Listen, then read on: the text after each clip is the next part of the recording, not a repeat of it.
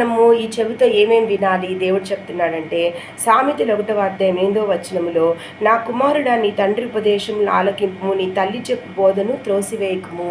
కాబట్టి తల్లిదండ్రుల్ని దేవుడు ఎంతో ప్రాధాన్యత ఈ వాక్యములో లేఖనములో ఆయన ఇచ్చున్నాడు. ఆయన కూడా ఈ లోకంలో మరి మానవుడిగా ఇక్కడ సంచరించినప్పుడు 100% మ్యాన్ 100% గాడ్గా ఉన్నప్పుడు యేసయ్య తల్లిదండ్రులను ఎంతో గౌరవించాడు. తల్లిదండ్రుల ఉపదేశాలను ఆయన తీసుకున్నాడు.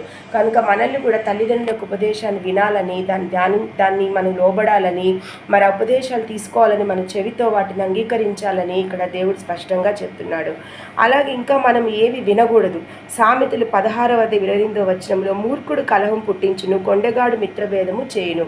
కాబట్టి మూర్ఖులు పలికే మూర్ఖపు మాటలు, మరి కొండగాడంటే అక్కడ ఇక్కడ మాటలు మోసేవాడు, మరి చాడీలు చెప్పేవాడు, ఇతరుల జీవితాలను పాడు చేసే వ్యక్తిత్వం కలిగిన మనుషులు మాట్లాడే మాటలు మన చెవిన మనం వేసుకోకూడదు. ఇంకా